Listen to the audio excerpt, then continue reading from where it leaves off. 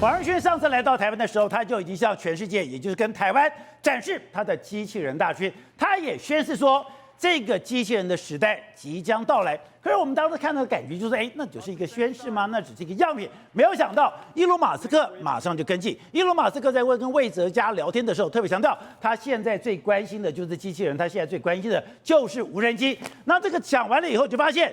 整个机器人的产业似乎出现了一个大爆发的状态，而在这个机器人的产业要出现大爆发的状态的时候，黄仁勋又要来了。黄仁勋明年1月，他要参加美国拉斯维加斯的消费电子展之后，马上要赶到台湾。除了之前他建在台湾建构了一个 AI 产业链之外，他现在也要来针对机器人所有的生产厂商，要建构他一个机器人的同盟，而这个机器同盟同样的也是伊隆马斯克所需要的，所以这两个人，黄仁勋跟伊隆马斯克都要去争逐谁才是机器人的霸主吗？而这个机器的霸主生产基地难道都在台湾吗？你看到了布林肯这两天讲，过去中国都是讲说，现在两岸事务就是中国的内政，他国无权智慧。可是布林肯直接讲，台湾就是我们的事，因为从半导体、从 AI、从机器人，这都是一个国力的象征，而这个国力象征。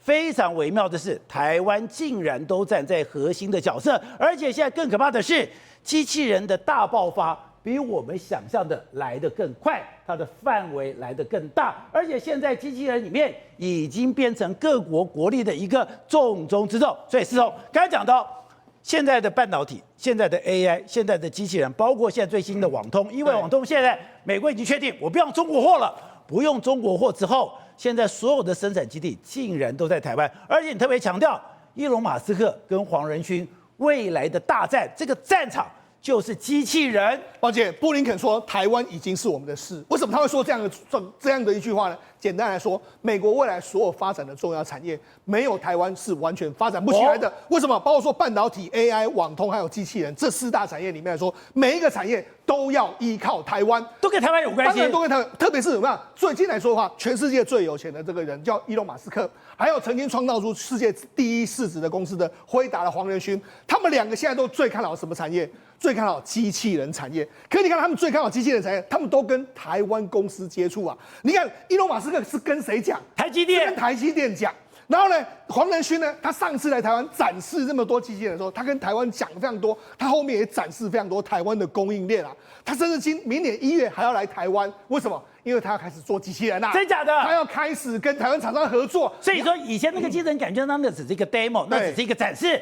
现在真的要生产出来了，因为他已经推出了小型的这个 GPU 出来了嘛，他未来可以开始做了嘛，所以他现在要来找台湾的供应链，所以等于是伊隆马斯克，或是说像黄仁勋，他们未来都会在台湾找机器人的供应链，特别是伊隆马斯克。我们伊隆马斯克在过去呢，他曾经在台湾有特斯拉供应链哦，后来他跑到中国大陆去，跑回美国，为什么这样？因为这没有国安问题，所以他可以到中国大陆去。但现在他机器人产业能够到中国大陆去吗？不行，完全不可能。那不能回美国吗？对，回美国，问你美国的成本太高，做不出来。台湾还是最好的，台湾有完整的供应链，我们有晶片啊，我们有相关的零组件的供应都在这边。所以我跟你讲了，你伊隆马斯克。或者说黄仁勋，你未来无论谁要在这个机器人产业里面竞逐天下，你就必须要掌握台湾。那除了这个之外 ，AI 也是一样啊。你现在说了微软呐、这个亚马逊，他们说要做的 AI 产品，哪一个不是跟台湾买的？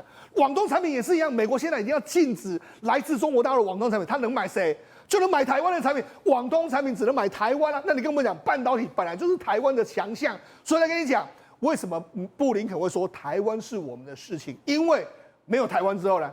中国美国是绝对不可能在科技战打赢中国的。好，是你常常讲说，今天如果要做投资，你一定要在这个浪潮之上，你才可以找到了一个正确的一个方向。是的。之前我们看到黄仁勋来到台湾，不是邀请了什么电子5个、电子4个是吧？对。只有一家公司没被邀请，就是人保。人保没有进到了 AI 产业里面，他只私人独憔悴。没错。大家都发达了，只有他私人独憔悴。没错。你说接下来一样。从 AI 就是告诉我们一个很好的例子，接下来就是机器人，而且机器人有一些关键的哦。我说我的头部、我的眼睛、我的电池、我的上背、我的前背、我的所有的驱动，对，这些所有东西，一个机器人所有的东西都有台湾。没错，我们要看这个投资趋势的时候，宝姐，重点是什么？你要看世界最有钱的人他在干什么。譬如说，现在伊隆马斯克在做什么？对，伊隆马斯克现在他就在做机器人，他都已经直接跟这个我们的路易哲家董事长讲啦。你再讲一遍。对啊，投资要怎么看？对，看全世界最有钱的人在干什么。好，那他现在做什么？他现在做机器人，他说，我最担心什么？没有晶片，所以就是说他要做机器人，担心没有晶片。好，另外第二个，全世界市值最大的公司是谁？曾经是辉达嘛，那辉达老板黄仁勋在做什么？也在做机器人。所以我跟你讲，机器人毫无疑问，而且现在根据他们两个的预估哦，他们两个预估未来都数字差不多，他说未来最高值的话，可能会有100亿台的100亿机器人台，比人还要多。那你看100亿台，我们讲很简单嘛，你100亿乘以，你看目前为止 Optimus 的每个成本大概是5到6万左右，5到6万乘以100亿，你看这是个多大的数字？对，那你更不用讲它的市值创造多大。所以我才跟你可是以前的机器人不都是只闻楼梯响不见人下来？对，机器人讲半天啊，没跨的半个人影啊。没有错，过去真的没办法做到。为什么？因为机器人最难的什么？你的大脑啊，你有训练好吗？你根本没办法有那么及时的处理那么庞大的数字，你每一个动作，宝姐，那一个机器人的人形好了，你每一个动作，你都是要透过大脑，你要传输你的那些讯息。我要怎么做？空中抓物，机器人是用机器视觉，我要抓这个东西，我要运算，我要抓得很精准，那都要很强大运算能力啊！你没有这个运算能力，怎么可能做得到？那现在有大脑了。当然，现在这个所谓我们的这个黄仁勋已经做出来了嘛。所以黄仁勋从他的烤箱里面拿出了那个东西，对，就是大脑。对了，你可以训练嘛，你把大脑装上去之后，你就这个，对，你继续就是大脑，对，你继续训练它，它会越来越强嘛。然后每一个机器人就会有不一样的东西嘛。他就说这可以装在未来所有装置上面。你有这个大脑之后，骑下来就好办啊。怎么好办？随着成本越来越降低，譬如说你手背这个关节，你看我们不是说吗？伊隆马斯克的这个手部，他已经可以做到22个自由度嘛。只要再多6个到7个，跟人类差不多。那你看，随着这个材料的越来越日新月异的这个状况，当然就可以做出来。所以你看，一个整个这个 Optimus 的机器人里面来说，你看这个头部啦，然后它装电池大概是$300，然后上背啦、前背、大腿这些都要什么？都要什么？这个电机的产品啊，感测器啦，然后这个滚珠螺杆啊、轴承这些东西，宝姐，这些东西台湾都能够做。所以简单来说，其实呢，大部分的东西都在台湾能够生产的一个状况。就我的头部，当然最重要的是我的那个晶片，那个晶片在台湾的台积电。对。另外，我的头部里面我有眼睛，我要有视觉系统。视觉系统我们有很多的光学材料。对。甚至刚才讲的，你今天要运作我所有的东西，我要有轴承，我要有连杆，我要有精密机械。对。台湾也都有。简单来说，在头部里面来说的话，那个 CP 那个所谓大脑，台湾台积电可以做，然后是用辉达的技术。再来，它要看东西叫 AI 视觉嘛。AI 视觉来说的话，就是我们台湾有所罗门在做嘛。那另外一个 AI 视觉里面，你要有镜头，台湾有什么大立光啦、亚光啦，很多公司可以做，所以台湾都能够做。再来就是说，我们有做什么这个减速器啦，然后这个滚珠螺杆啦，还有这个微型的这个螺杆等等，这些台湾也都可以做。然后还有减速器，所以我才说还有马达是用来驱动整个这个机器人的相关的动力。所以来讲，所有的零组件台湾都可以做，所以台湾有非常完整的零组件的供应链，而且台湾最好处是什么？台湾的供应链跟美国、跟全世界完全不一样。什么不一样吗？因为台湾的供应链就在我们的250公里内，全部都有，这是全世界最好的一个聚落。你到日本生产，这个每一个东西那么远啊，台湾就可以完全生产的非常好的一个状况。所以现在突然有莫名其妙的一些隐形冠军跑出来了，那你就看到台湾最近不是股市也在跌吗？没错，大家在跌的时候，它还在涨，很多机器人概念股都在涨。那我们今天讲一个非常特别的公司，这家公司叫做台湾的这个机器精锐。台湾精锐来说，你看它过去就做这个相关的这个零组件的，就它股价，那以前大家都100块、200块，现在已经飙到700块了。为什么飙到700？7倍？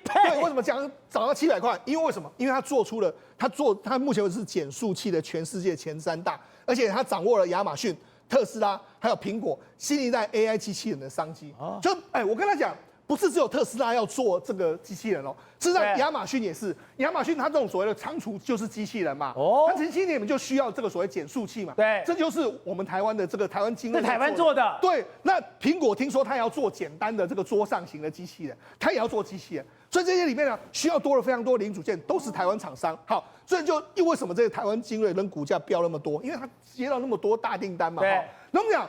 我们台湾过去这些所谓的这个减速器，过去都用在电机产品，就是用在这个机电产品。但是随着机器人开始生产之后，他们就开始行销出去了。所以呢，他们现在就开始取得日本的这个相关的产品啊，取得日本的认证啊，德国认证，还有意大利诸多国家的认证。你知道光是这个减速器啊，你以为它是便宜的东西啊？没有，它的毛利率是54.6%。比大立光的49.8还要高，比联发科的48还要高，已经直逼台积电，所以我才说毛利这么高，所以我才说这些零组件，你不要看说，哎呀，好像没有很赚钱，没有，他们非常赚钱。那赚钱赚到什么程度呢？因为他们的减速器是用在所谓精密控制，就是说我的动作要做到很精密的时候，我必须要有减速器来帮我让这个动作做得最纯熟。那甚至你知道为什么这家股价能够？可是这种东西德国不也有吗？日本也有吗？韩国也有吗？台湾有这么厉害吗？而且我们慢慢的练兵练出来，尤其是什么？因为我们有做个全世界最精密的半导体供应链，我们就从因为半导体的精密度是最高的，对，那我们厂商很多都是跟半导体互相合作，就那他切入什么？他已经切入到艾斯摩尔这个极紫外光机里面的减速器，就已经由他来做了。你的意思说，极紫外光机里面一些零件，对，已经跟台湾厂商订购了。因为什么？因为台湾有半导体供应链，所以我们台积电本来也就在扶持我们台湾的供应链嘛。你要有台湾的供应链，你要平常先从维修开始，对，靠碰到这个机器的很多厂商根本连看过极紫外光机都没看过，你要能够看得到。看到台湾供应链就是一定看得到，你开始练兵，就会让你练出来。练出来之后，这些东西都可以做了。所以为什么它能够打？所以如果我可以放在极紫外光机上面，那我有什么东西不能放呢？所以跟你说嘛，目前为止来说，台湾的这个精密机械工业来说，随着这几年在台积电半导体供应链练兵出来，它越来越强嘛，越来越强的时候，你就知道，为什么黄仁勋要来找台湾？因为他也知道说，这些台湾已经练兵练了好几年，你都可以用在半导体供应链上了，你的没办法用在所谓的机器人产业上面，当然是可以的一个状况嘛。好，所以本来我们讲说那个机器人都是远在天边。他现在近在眼前了。对，主要就是因为现在大脑已经完成了，现在我只要把身体把它架构好就好了。所以你看，目前为止来说，他们都在不断的在训练。这是特斯拉的机器人的视觉的角度，这是机器人看出去的世界。怎么看？现在这个是机器人看出来的。对，从眼睛的整个所有的镜头里面看出来就是这个东西。是，他就可以看，你看，他可以分辨，这边有一个人啊，这边有人啊，然后东西在哪里，他可以看得非常清楚嘛。这是他的视角。这是机器人的视角。对，他的视角，他 run 的这个，那你看，你就要看这个 run， 我就说你要看到这么多东西的时候，你要运算，譬如说我要叫你做什么东西，这个东西在这个地方，他的角度是，他要这个去多少的角度过去，那都要算得非常清楚。所以你看，他可以做什么工作加充电，还有与人互动等等。所以现在已经在工厂里面都可以用到这个部分。那包括说像你看。辉达的技术现在全世界都在用，包括说 B&W 工厂里面，它有这个机器人，这是 B&W 设计的机器人哦，它里面就用辉达的这个技术，包括说挪威的有一个泡咖啡的机器人，它也是用辉达的技术，所以等于说现在为止来说，辉达未来就是我跟他讲了。这个伊隆马斯克的这个 AI 呢，是用他自己的 CP， 所以你现在看到的就是 BMW， 对 ，BMW 的工厂已经有这种机器人了。对，简单，宝姐，我跟你讲，未来是怎么样？这是 BMW 的。未来我只要有这个辉达的这个电脑之后呢，加上辉达训练的程式，然后我只要我可以定制机器人。比如说我 BMW 工厂我需要个机器人，然后我在这个所谓饮料店我也需要机器人，对，什么时候都需要一个机器人，我可以透过定制的方式做出各式各样机器人，所以我才说，随着时代，你看，所以为什么黄仁勋他是展示一系列的机器人，因为可以用在不同场合，对，就是你可以在机场，你可以在这个饭店，什么地方都可以用。那就告诉你什么？未来黄仁勋就是那个机器人的生产的大脑。那大脑他现在要开始怎么做？他现在要开始跟台湾厂商接触，就是可能已经有人跟他下单说，你帮我做一个什么这个泡咖啡机器人啊，什么机器人，我要开始来做的话，就要跟台湾厂商互相的合作，供应链在什么地方，他未来会跟你说，你到台湾去找厂商，那反正我那边有一套完整的解决方案，你只要到了这个地方，就如同 AI 一样，你要到生产 AI 解决方案，你来这个台湾地方做就好，未来台湾也会有完整的机器人这个设计跟制造的解决方案。而且你说可怕是说，现在机器人慢慢已经学习它的思考跟人类一样了。对，没错，因为随着这个 AI 训练不断的增加嘛，那未来的这个包括说 AI 的这个训练能力越来越强，推理啊、运算能力越来越厉害了之后呢，他的想法跟我们人类越来越像，甚至还会自己创造出他的想法的时候，他的想法没有问题之后，加上它的身体架构都能够做好。所以我现在，以前我不是只有我设计，它是自己可以走到椅子旁边，对自己去感觉它的物理高度，然后找到一个舒适的位置坐下去。对，过去它可能没办法这样做，你要人类给它下这个指令，它现在不用，它可以靠它自己的大脑运算之后，我要怎么做下去？我甚至还有像人类一样在那边看它的高低这样一个动作，然后就做下去，跟人类其实是完全一模一样的。对，夏天你就特别提醒我说，现在这个机器人的发展要格外的注意，也就是伊隆马斯克居然跟魏哲家讲说，我现在最有兴趣的就是无人机，我最有兴趣的就是机器人。你说无人机还没有感觉，但是机器人真的有大爆发的趋势，而且真的就把伊隆马斯克的 Optimus 推出来了以后不得了了，还有黄仁勋马上跟进。你说黄仁勋马上跟进，从那个所谓的这个烤箱里面拿出这个东西。他是要跟伊隆马斯克较劲的，完全不同的商业模式。像伊隆马斯克，他就是整个机械卖给你，当然他所有其他的，比如说他设计的 IC 设计，这个晶片要靠台积电，对不对？对。其他的这种构建也有他自己的供应链，但很多都是跟台商有关系之外，黄仁勋推出来这个所谓的一个发展套件，就是说黄仁勋他自己可能会来做机器人主要。你有兴趣的公司，比如说你也可以来跟我买这个套件，你可把这个大脑买去，你可以发展自己的机械，哇，那面向又更广，就是各型各样百花齐放。那不管是如何啦，我们台湾的这个就是说设计的方面，当然黄仁勋、伊隆马斯克他们两个吃到，那我们台湾的台积电晶片之外呢，其他的各个关节还有五官，其实我们台湾有很多厂商早就 ready 好了，就是在等待咸鱼，就刚好这个因时际会、风云际会，刚好咸鱼翻身，然后刚好就搭上这个态势。可是全世界有这么多工业大佬，我刚刚讲有美国、有德国、有日本、有韩国，对。那台湾可以吃到吗？德国跟日本的东西太贵，他们可以做高端的。大陆也有大陆的语速，像比如美国的波士顿动力跟中国大陆宇宙的语速目数，他们也可以做人机件。可是他们有很多精密组件。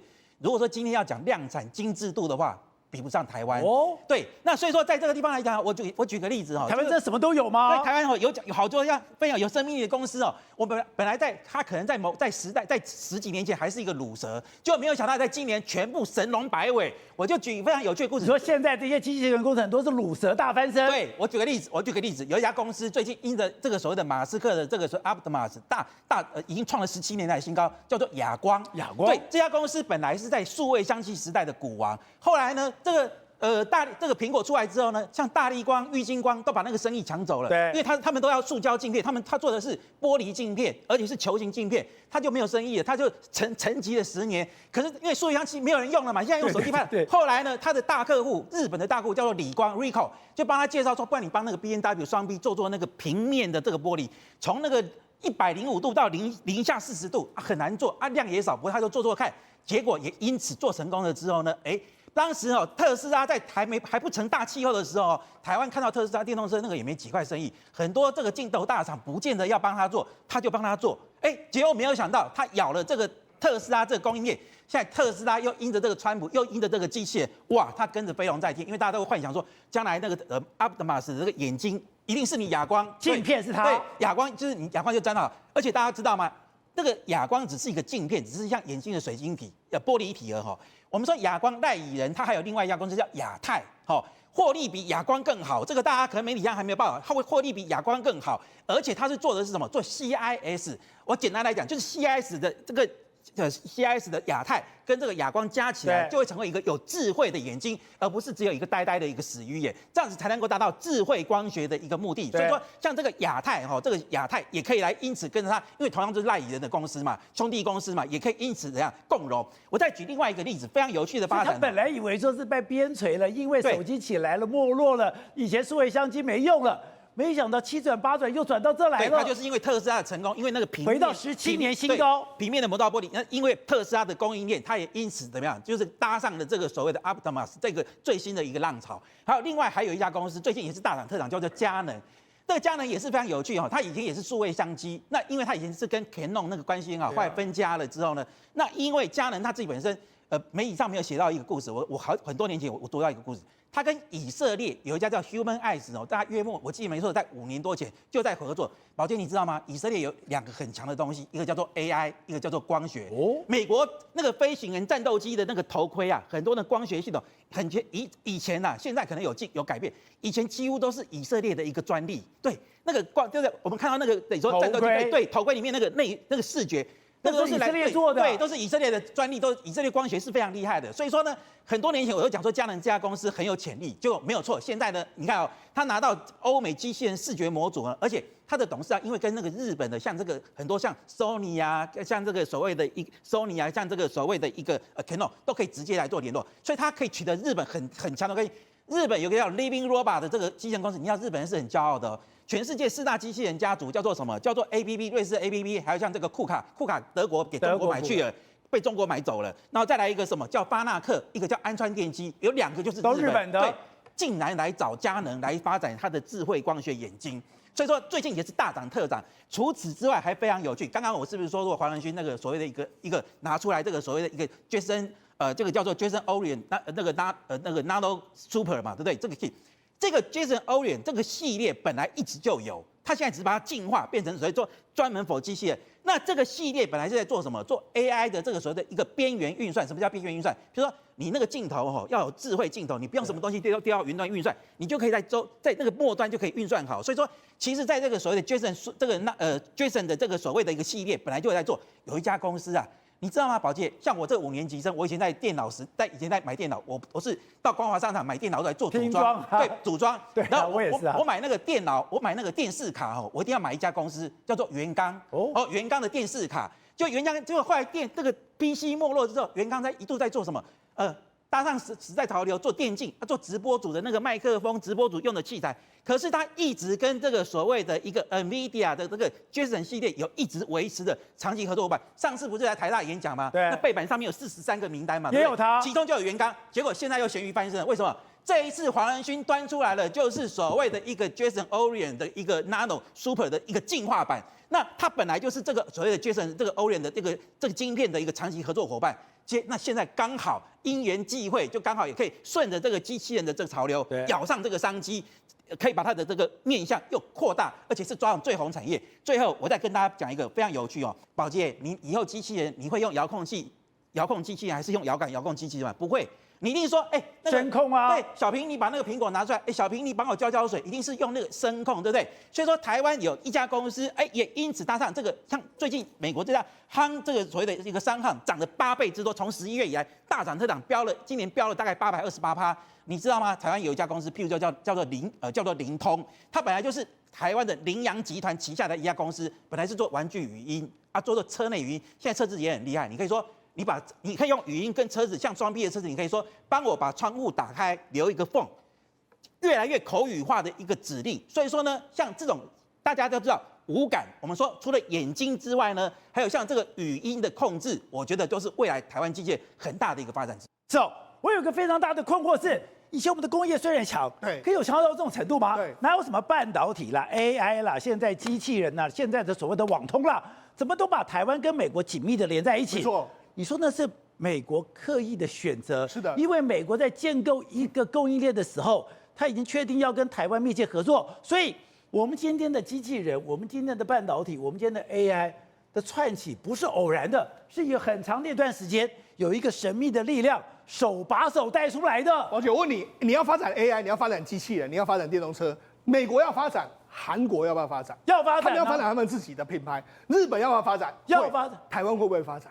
台湾不太可能会发展，也就是说，我们台湾呢，我们在最终产品里面，我们不会有自己的品牌，对，但是我们会牢牢的帮你做好你的品牌，我们只做代工，对，这就是台湾最重要的价值。这个苹果看到了，很多人都看到，伊隆马斯克当然知道，这个黄仁勋当然知道，也就伊隆马斯克，他等于说兴高采烈的跑到了中国，跑到中国搞了一个上海厂，对，这个上海厂是他所有特斯拉生产效能最高、最有效率的厂，高不高兴？高兴。可是完蛋了，对，他现在就把整个中国的产业扶持起来了。所以你看，如果我们美国把技术放在中国，会有这样的危险；放在韩国也有这样的危险；放到日本有这样的危险。只有一个地方不会危险，就是台湾。所以为什么他们会全力来跟台湾合作？因为台湾绝对不会去跟他们说，我们最后要做一个机器人，然后品牌跟你对抗，不会。这就是为什么他们很放心台湾的原因。那台湾当然我们自己本身也知道我们的强项就在这边，所以我们已经为了迎接所谓的机器人，我们已经有一个自主移动机器人联盟已经开始出来了。对，所以虽然韩国也有实力，但是韩国目前为止综合起来都不是太厉害。你看，连这个黄仁勋他在评价这个三星跟这个 SK 海力士，他就说啊，我们只是合作伙伴，就是这个样子而已。所以你就知道说，事实上这个美国业者在看韩国在跟台湾的时候是完全不同的角度。而且让我觉得最不胜唏嘘的是，以前张忠谋曾经讲，三星是一个700磅的大猩猩，对，三星是一个巨人。以前张忠谋有讲，他去见李健熙的时候，那好像是朝臣去见皇上一样，让他非常不舒服。可而今安在？现在三星有这种大夏将倾的感觉。我要讲，事实上三星真的是李健熙一个人构建出来。李健熙已经这个离开之后，整个三星就开始摇摇欲坠。特别是三星原本还寄望说，尹锡悦你来帮我啊，对不对？所以那尹锡悦他们有推出很多法案哦，这个人工智慧法案，还有电网特别法案，这个就没想到这个两法案现在根本出不来。因为为什么？因为目前为止，韩国朝野内斗根本没时间选这个东西啊，他们就没办法弄这样。那三星知不知道危险？知道。他们最近要召开所谓的全球的这个策略会议，就是把所有的三星的人都完全召集起来之后，要开始讨论三星的未来。问题是有办法能够扭转？没有吗？当然没办法扭转。我跟你讲一个非常非常有意思的这个事情哦。他们因为我们知道明年呢，韩国每一年三星都会有这个机网，就是说他们的旗舰机，它旗舰机明年叫做这个 Galaxy S25。就那 Galaxy S25 呢，它原本它有一个它自己本身的这个 CPU， 就是 Exynos 的这个 CPU。就那明年我的旗舰机，我当然要用三星的 CPU 嘛。就没想到，宝姐它都丢单到三星的这个3奈米的 GAA， 就良率只有20%，这太惨了吧？没办法用，那没办法用怎么办？就他就说，惨了，我们明年就要用了。那问题是我一定要用3奈米的技术啊，3奈米技术我三星做不出来，那还有谁能做？就台积电能做。所以现在有一个可能性是，未来这个他们的 Exynos 的晶片啊，他们的 CPU 会丢出来给台积电做，这个对三星来说是何等丢脸的事情。那如果你连3奈米都做不了的话，那你就没有办法跟台积电争霸了。对啊，你2奈米根本不可能做出来，你3奈米良率都20，你跟我说你2奈米良率可以20%，谁相信？好，另外一个就是 HBM， 因为他现在不是在攻 HBM 嘛，对不对 ？HBM 是未来他可能想要攻的一个重点嘛，对不对？那 HBM 他就问一下，为什么 SK 海力士能够做得比我们好？对，明明我们的技术都比他好啊，但是有一个原因，因为SK 海力士跟台积电合作。因为我就讲，你要这个 CoWoS 封装这个 AI 晶片的时候呢 ，HBM 就要封装在这里面，所以你要到台积电的工厂里面来做，你要跟他合作，你要知道台积电的晶圆代工的技术是什么，然后你才能跟他做。听说现在三星也说好了，那既然要这样，那我们就跟台积电合作高频记忆体。对，所以你就知道说，事实上目前三星很尴尬。他虽然说想要追台积电，但是我认为以目前为止三星的动荡局面，还有整个韩国政情的动荡局面，我觉得那是基本上不可能发生的事情。就是你这样子看，韩国真的很糟。对，它的政治，对，它的经济有这么惨吗？好，我们给大家看一下，这是三星跟台积电在晶圆代工的这个比重。你看，在2022年的时候呢，那时候是53:16。你看，但是你看接下来台湾是一路往上冲，韩国三星是一路往下跌，现在是第三季已经跌到9.3了。台湾的台积电市占率是64，明年人家预估可能会到最高会到66，那这个一定市值在往下降。你一个市占率9.3跟一个市占率66%的，你拿什么跟它比？那根本是缘木求鱼嘛。好，对，吴董刚才讲的，在讲这个国际的这种产业结构的时候，跟国力的战争是有关。台湾今天这个状况，其实跟中美的大对抗是有关的。可是现在中美的大对抗又跟俄乌扯上关系，你说现在最值得台湾人要高度关注的就是。未来川普跟习近平到底如何的互动？川普当选之后，曾经传出来说他的就职典礼要求习近平去参加。大家想说，本来是说要去羞辱习近平，习近平当时也拒绝了。可是现在不一样了，王毅今天表示善意了。第二个就是你说他们两边的这个所谓的队伍不断的在沟通，而沟通想要解决的一个重要的关键就是要共同解决俄乌的问题。对，因为他当时在选举的时候已经承诺过嘛，当选1天就要解决俄乌问题嘛。那现在面对现实啊，面对现实很简单的事情，没有中国大陆的帮忙协助合作的话，他这个俄乌问题的解决遥遥无期。非常现实，就面临到这个问题。可是你说现在川普的团队还有中南海，真的在密集联络当中吗？其实他们据我的了解，他们从各种媒体的报道了啊，我觉得他们是从一当选之后，双方就立刻街头联络。哦，所以你看到川普在接受 CBS 在访问的时候，他也是说，哎呀，我跟这个习近平已经打过电话了，大家吓一跳啊。对，因为这个电话什么时候打过电话了？1、2个礼拜前的事情啊。所以他很多事情，所以川普不是我们想象中那么样的一个大嘴巴，而且你说中国做了一个动作是，他以前不是把卢比欧把很多人列为这个所谓的这个制裁名单，现在全部都拿掉了。中国外交部非常安静的，没人知道的情况之下，那个所谓的那些制裁名单里面，美国制裁名单一大堆人不见了嘛。对。那结果记者问他，记者问那个毛黎那些问那个发言人他云里雾里乱鬼扯一通，所以很多事情其实中美还有川普跟习近平团队都在积极密切的在协调在合作中，对，但是非常机密的进行，他们完全没有告诉大家。那所以会有一个另外让人家惊讶的事情，就是说习近平到今天还没有拒绝川普的邀请，这个注意哦。对，但这个事情到1月20号还有一段时间，对，但是时间也不是很长。他会去就职典礼吗？不，我只能讲说到今天还没有拒绝，没有看到正式拒绝吗？没有，没有看到正式拒绝啊。他真是有派人吗？那这么大的事情啊！而且王毅今天的谈话非常耐人寻味。王毅今天的谈话里面，他有一半在这边讲他们中共的套话宣传啊，那其中的后半段大家听完吓一跳，他也开始称赞川普啊，对，他也开始强调中美关系合作重要性啊。那这个事情气氛完全不一样啊，不是我们想的啊。所以这时候我们就搞懂了，川普为什么他那个惩罚性关税的时候，3个国家里面，那中国只给你搞个10%，聊备一格嘛。而且他目标很清楚啊，他是为了芬太尼才去惩罚性关税10%，当然很简单的事情啊。所以你看出来这个气氛都不是这个样子啊。对，所以我觉得就是确定川普是一个现实功利主义者，他为了要达到他的目的。他会对他都是一件一件谈的，对，他会去做。然后，但这个事情跟他后面的整个所谓的美国再次伟大有没有违背？其实不违背。有没有直接的必然的一个所有条件上的关系？其实也不确定。所以他就是变成说他分步走，或是走一步看一步，摸着石头过河，对，才是川普今天真正的一个态度嘛。对，今天大家其实更关注一个什么？我们知道五角大厦每年都出一个解放军的这个军力报告，而这个军力报告出来了以后，把中国吹得一塌糊涂，说他现在的这个所谓的核弹头有600枚，到了2030年它会有1000枚，而且他讲说他现在的无人机跟空军的实力已经慢慢要比肩美国，还有说他现在的海军的数量是全世界最多，他有300多艘的这个舰队。因为把大家给吓死了吗？对，他那些数量其实都不重要，为什么呢？因为国防部每一年都要提交这份报告给国会。为什么要提交报告？这是法定的，这是国会通过说要求国防部一定要这么做的。那国防部做这个事情的目的是要干嘛？其实就是要讨预算，不是吗？要钱，就是要钱啊！那有人中共很厉害，对不对？那我美国呢？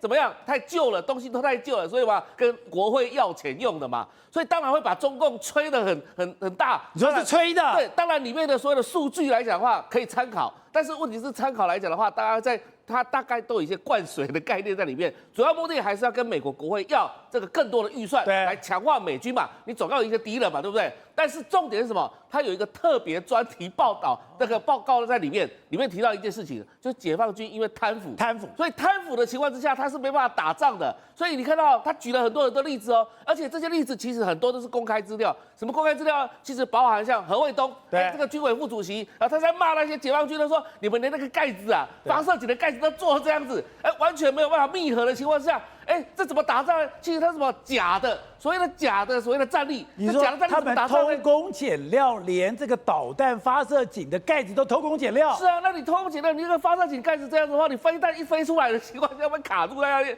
对不对？会掉下来。所以这其实中间来讲的话，它点出了一个非常重要的，就美国点出一个重要，就是说，如果解放军里面这个贪污腐弊的这种情况不断的在发生，而且你知道这1-2年内抓了很多人。包含那个魏凤和也被抓，李尚福也被抓，这不是国防部长吗？你国防部长都出事了。他说，2023年，就去年7月到12月，就去年下半年，抓了15个大将军。是啊，但是你知道啊，其实始作俑者还是美国，为什么呢？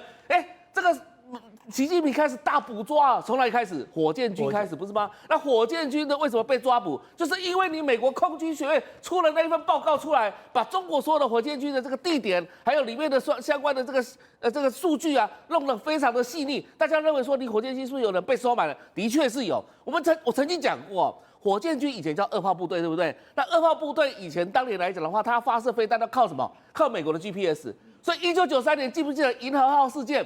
一艘中国的船在印度洋，然后准备要运这个所谓的相关的这个大规模武器的伊朗那个零组件给伊朗的时候，美国就把你 GPS 关掉，它就迷航了嘛。后来1996年不是飞弹危机吗？丢了3颗飞弹到台海附近来，第1颗丢了准，第2颗、第3颗不知道跑去哪里了，连解放军也不知道跑去哪里了。为什么？美国把 GPS 关掉。所以什么事情呢？以前2炮部队用的是美国的 GPS 系统，所以2炮跟美国的关系非常好。那这时候关系好的时候，会不会被美国收买？会，一定就被收买了嘛。所以很多2号部队现在当司令官的，以前都跟美国的关系都是联系在一起的，所以把资料不断的往美国送，这就是所谓的什么解放军。那解放军这样子的话，怎么打仗呢？